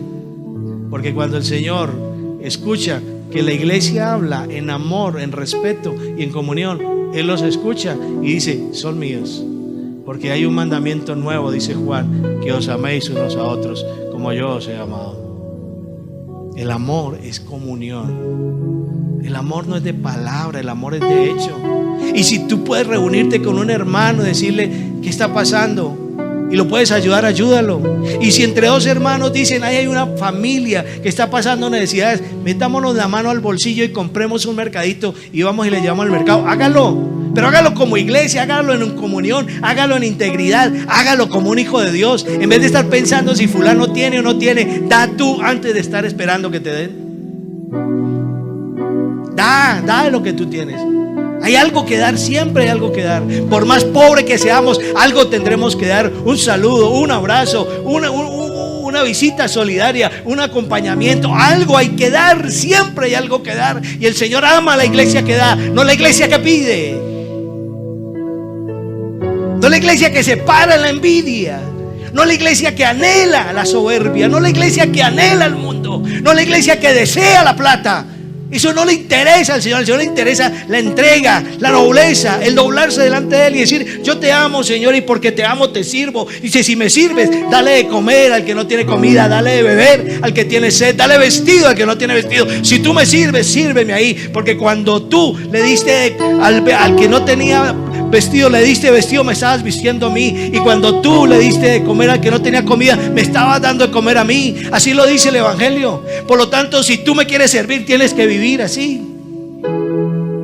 Porque la iglesia no es una cosa de mentira. La iglesia no es algo que está por encima de los aires, que no tiene nada que ver con el resto de la humanidad. Al contrario, la iglesia es la luz, la iglesia es la sal. La iglesia es la que llega y toca el corazón con su obra, con su amor, con su entrega, con su verdad, sin su envidia.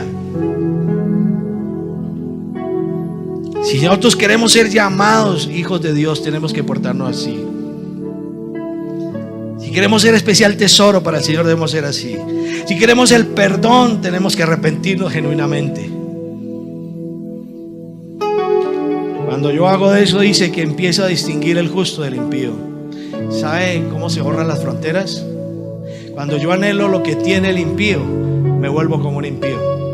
Y si yo quiero lo que él tiene, ya no distingo lo justo de lo bueno, de justo de lo injusto, lo bueno de lo malo, ya no lo distingo. La persona que anhela lo que otro tiene, se le olvida realmente el patrón de medida, se le olvida la referencia de la palabra, y por estar anhelando lo que otro tiene, se despoja de todo lo que el Señor le ha dado por ir a conseguirlo. El que anhela el mundo termina en el mundo. El que quiere vivir como en el mundo, vive en el mundo. Y eso es lo que le ha pasado a mucha gente en la iglesia. Siguen asistiendo, pero están en el mundo. ¿Qué le están enseñando a los muchachos que vienen? Eso. Es un mundo competitivo. Es un mundo que si no tienen X o Y cosas, son menospreciados. ¿Eso les está enseñando a tus hijos? No. A los hijos hay que enseñarles la palabra, a ser humildes y a compartir con sus compañeritos, a compartir y a decir: yo valgo por lo que Cristo ha hecho en mí y no por el vestido que llevo puesto. ¿Ve? Qué hermoso es el Señor. Nosotros tenemos que ser vigías de la verdad. Nosotros queremos ser los que guardan los mandamientos. Nosotros tenemos que ser los que sirven. Y cuando hacemos eso, nos escucha el Señor. Nos llenamos de sabiduría y revelación. Yo les pido, mis amados, que no se dejen confundir. Hermanos, no se dejen arrastrar por las vanidades. Den gracias por lo que tienen. Y cuando den gracias, el Señor se glorificará más en ustedes. Pero mis amados hermanos, vivamos siendo de Cristo, sirviéndole y no dándole lo que sobra.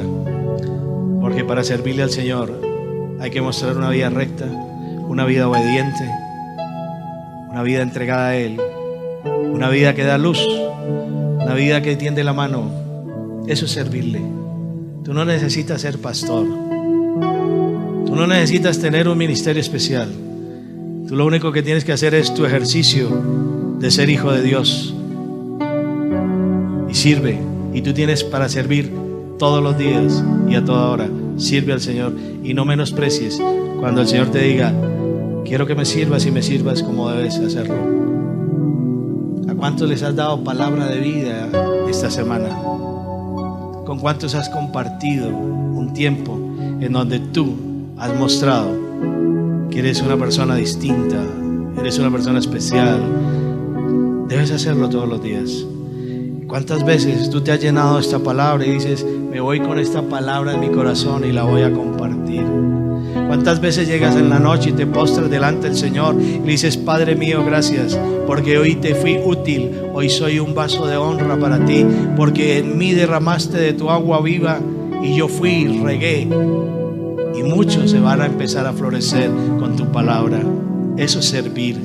Por lo tanto, cuando yo no lo hago, le estoy diciendo: y vale la pena servir, vale la pena servir. Y con esto termino.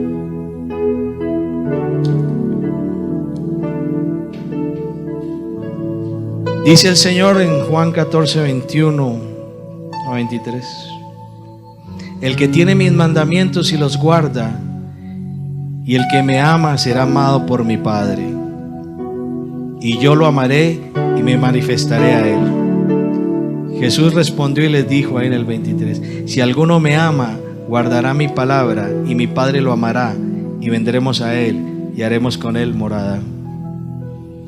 Hermano mío, no podemos decir que amamos al Señor si no cumplimos los mandamientos. Como dice coloquialmente, quien dice que ama a Dios y no cumple con la palabra está echando carreta, física carreta. Porque se ama de verdad. Se ama guardando la palabra de Dios, es decir, cumpliéndola. Se ama cumpliendo los mandamientos del Señor Dios. Esto no es un juego, esta es vida. Y esta es la vida abundante y esta es la vida eterna. Esta es la vida plena que tiene un hijo de Dios.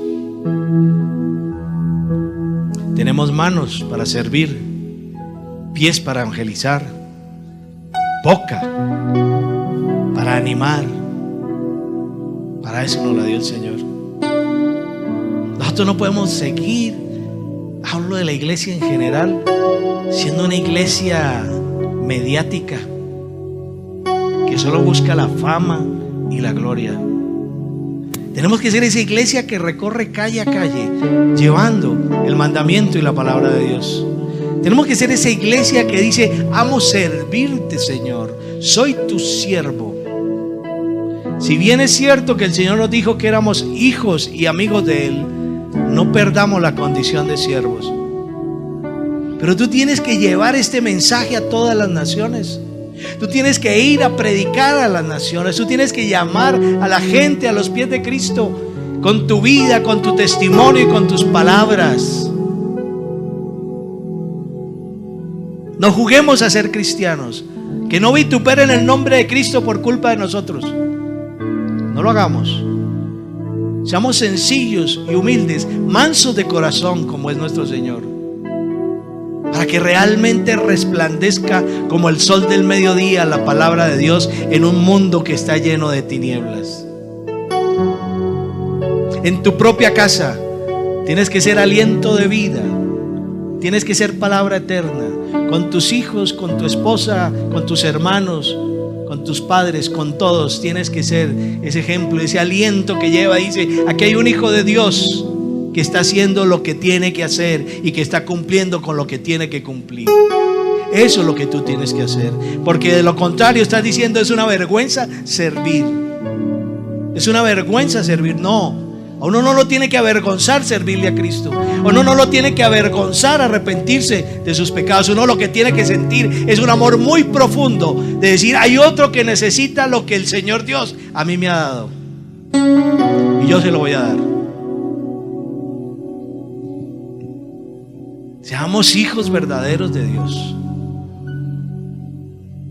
Si tú tienes los mandamientos y los guardas, estás amando a Cristo y te estás guardando del mal. Por eso, mis hermanos, yo los invito de corazón a que vivamos la palabra, vivamos a Cristo. No es suficiente con conocerlo, hay que vivirlo. Vive a Cristo, vívelo. Y por donde tú vayas, que la gente diga: oh, eso lo hizo Cristo Jesús cuando estuvo en la tierra. Y tú digas: yo lo hago porque a Él lo amo y vengo a ayudar, vengo a dar, vengo a servir. Amén. Eso es lo que el Señor quiere. El que guarda es el que ama realmente al Señor, su palabra. Amén. Pongámonos en pie. Pongámonos en pie y vamos a darle gracias al Señor.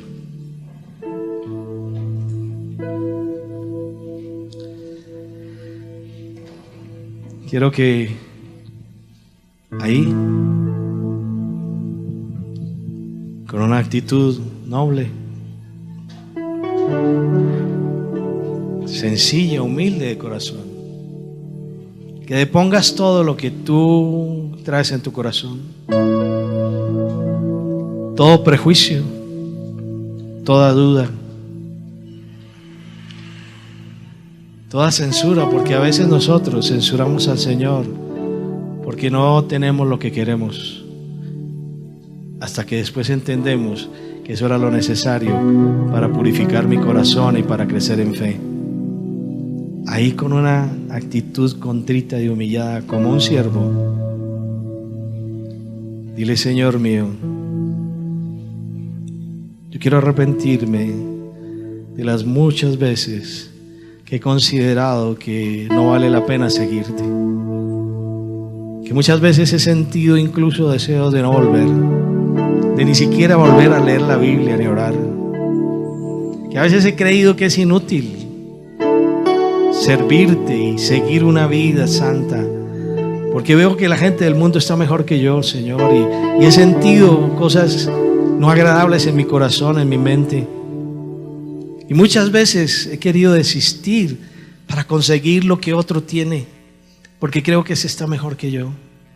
Yo te pido perdón porque se me ha olvidado en esos momentos que tú me has dado el tesoro más grande que hay en toda la creación, que es la salvación. Y tú eres mi Padre, porque por Cristo Jesús me has adoptado como hijo tuyo. Y sé que eres un Padre bueno, que eres un Padre misericordioso, que eres un Padre que me ama tanto que si es necesario me disciplina. Y yo muchas veces no he aceptado tu disciplina porque he creído que no es justa, que mientras gente que ni siquiera reconoce tu nombre le va bien, a mí no. Y por eso no quiero ni siquiera a veces en esos momentos aceptar tu disciplina. Pero después me doy cuenta, oh Padre, que es necesaria, que si no hubiera pasado por ahí, hoy estaría perdido, que si no hubiera sido tratado como un hijo legítimo, hoy estaría quién sabe en qué lugar, perdido, abandonado y con la gran carga de saber que tengo una condenación eterna. Pero porque tú eres bueno y tu gracia está conmigo, porque tu misericordia es nueva cada mañana, tú has vuelto la mirada a mí, me has tocado y me has mostrado que guardando tu palabra manifiesto el amor verdadero hacia ti, Padre. Perdóname por esos momentos que cada vez queremos que sean menos, que tengamos la mirada puesta siempre en lo alto y de frente hacia adelante donde estás tú, y que no miremos a los lados y que en nosotros muera toda envidia, todo egoísmo, toda prepotencia, toda soberbia y toda duda, Señor. Que aprendamos a tener contentamiento contigo, Señor, porque tú no vas a poner una carga mayor que no podamos resistir, porque tú siempre nos vas a sostener y prometiste estar con nosotros todos los días hasta el fin, Señor, porque tú nos amas y nos amaste primero, porque tú siempre suplirás lo que necesitamos con tus riquezas en gloria, Señor. Señor, dame la fortaleza, el entendimiento y el denuedo de caminar en tu voluntad y hablar de tu palabra. Hermoso Padre, de aquí en adelante no te quiero volver a fallar. Lo que no entienda, Señor, voy a pedirte que por favor tú lo reveles a mi corazón. Y si no lo revelas, sé que lo que viene de ti todo es bueno. Que lo que necesite, Señor, antes de mirar al mundo, antes de buscar las cosas efímeras, te lo pido a ti, Señor, en toda la oración y ruego. Que antes de dudar, Padre, yo calle y te alabe, porque creo en ti y sé que tu palabra es sí, amén.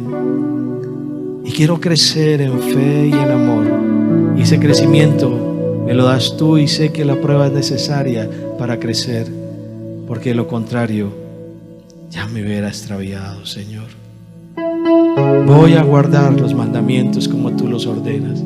Voy a cumplir, voy a guardar tu palabra como tú lo dices, Señor, para que te des cuenta que te amo. Porque tú me amaste, me rescataste, moriste por mí, derramaste hasta la última gota de sangre. Y solo pides que te ame, Señor. Quiero amarte y darte las gracias por haberme rescatado de la perdición, por haberme rescatado del hoyo, por haberme rescatado de la condena eterna.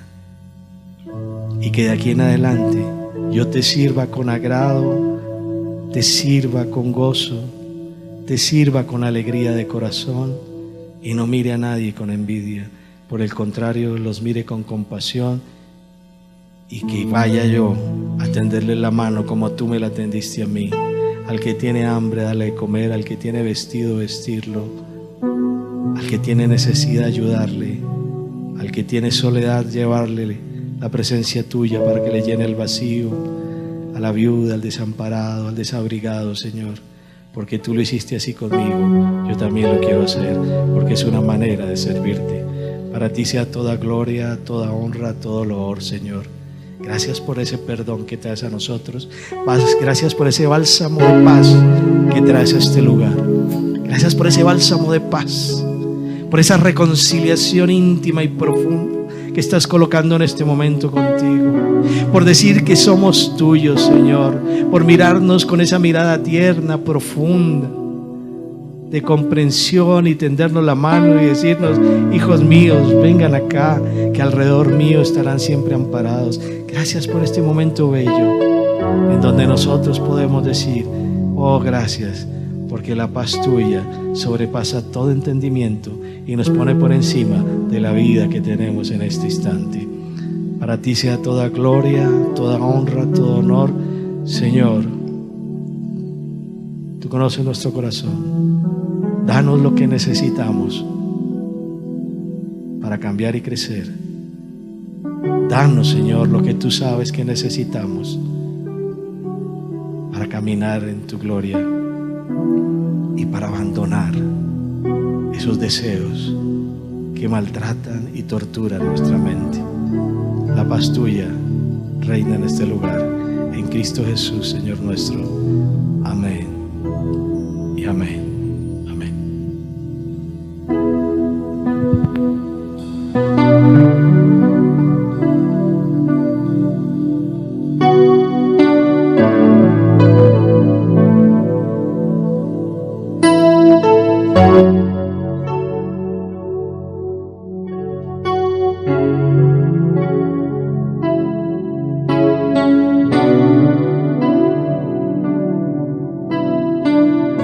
¿Cuántos saben que la preciosa sangre de Jesús nos limpió nuestros pecados y nos ha dado un nuevo nombre en el reino de los cielos?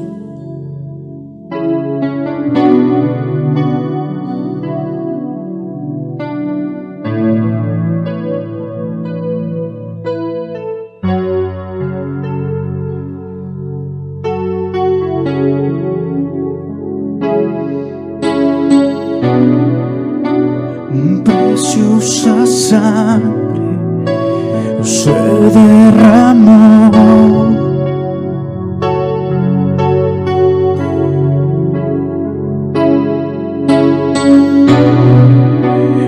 preciosa sangre fluyó por amor.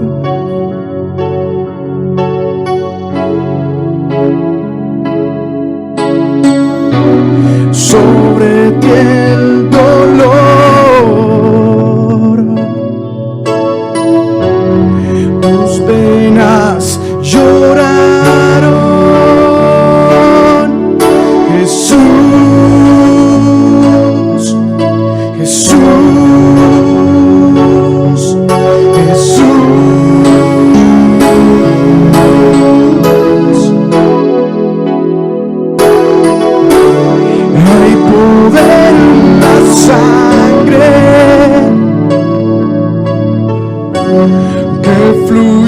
por amor.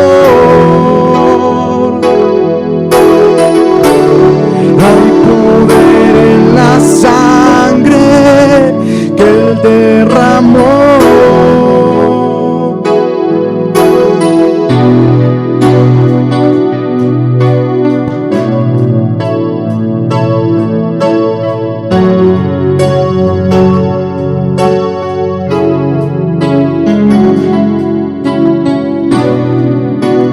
Preciosa sangre se derramó.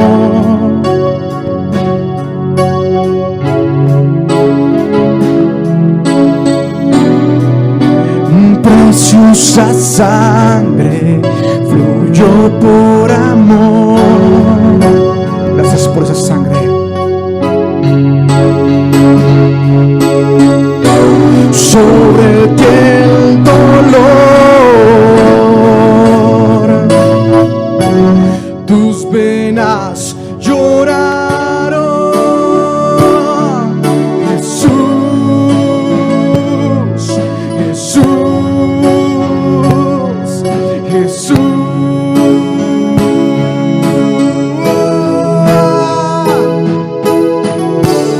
Hay poder en la sangre que fluyó por amor. Hay poder en la sangre que Él derramó. Hay poder en la sangre que fluyó por amor.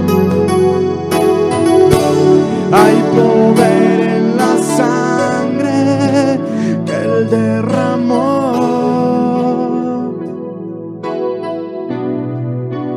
Preciosa sangre que me purificó. Gracias, Señor, porque tu sangre me purificó.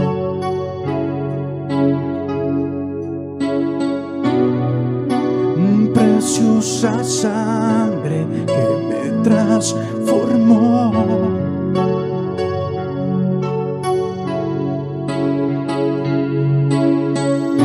Sobre ti el dolor, tus venas lloraron. Jesús, Jesús, Jesús, Jesús.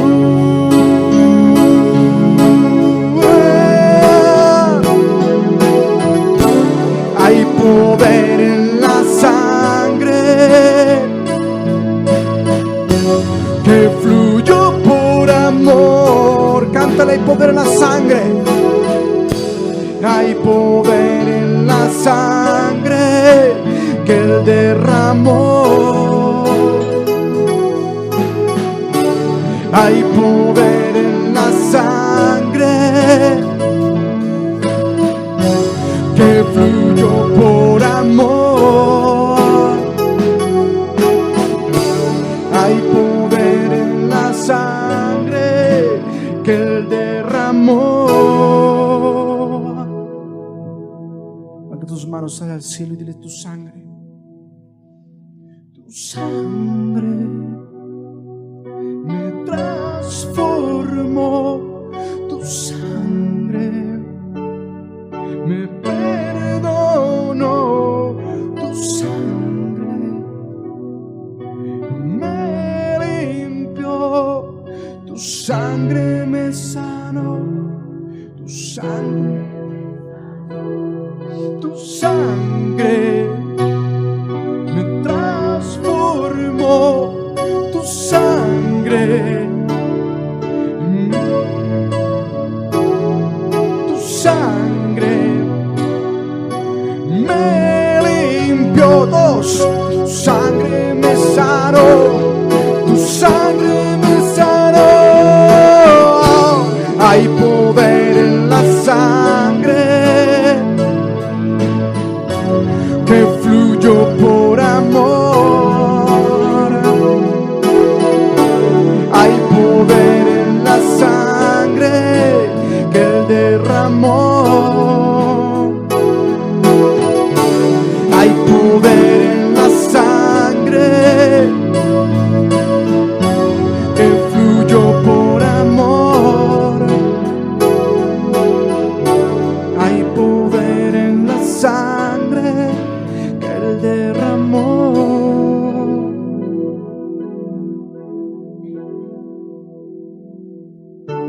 Hay poder en la sangre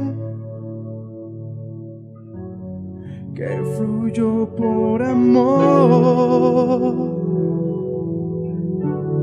Hay poder en la sangre que Él derramó. Entonces pueden cantar y decir poder. Hay poder en la sangre que fluyó por amor. Hay poder en la sangre que Él derramó. Hay poder en la sangre que fluyó por amor. Hay poder en la sangre que Él derramó. Ahí donde está, dile: Señor, que tu sangre me purifique, que tu sangre transforme mi ser. No quiero volver atrás. Hoy el Señor nos invita a que luchemos por esa integridad en nuestros corazones.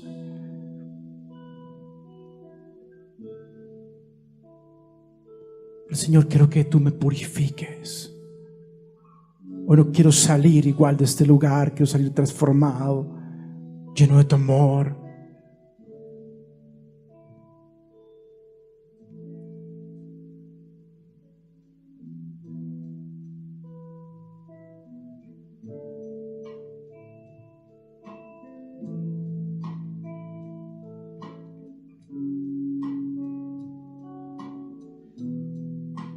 Te exaltamos, Señor.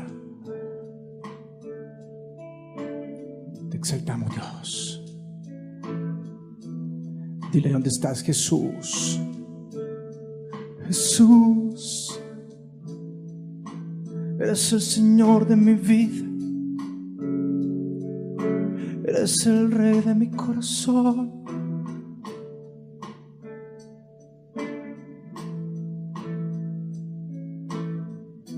Hay poder en la sangre.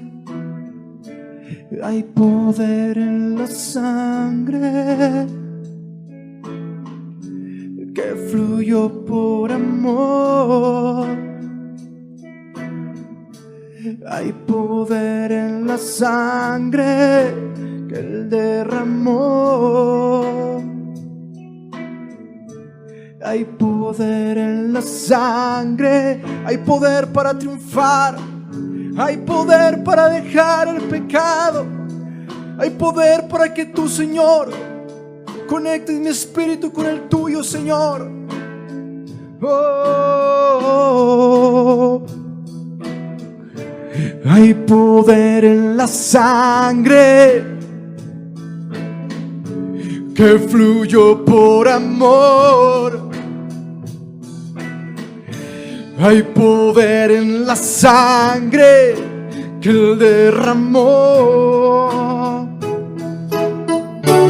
Hay poder en la sangre que fluyó por amor. Hay poder en la sangre que Él derramó. Vamos todos, hay poder. Hay poder en la sangre que fluyó por amor. Hay poder en la sangre que Él derramó. Hay poder en la sangre que fluyó por amor. Hay poder en la sangre que Él derramó.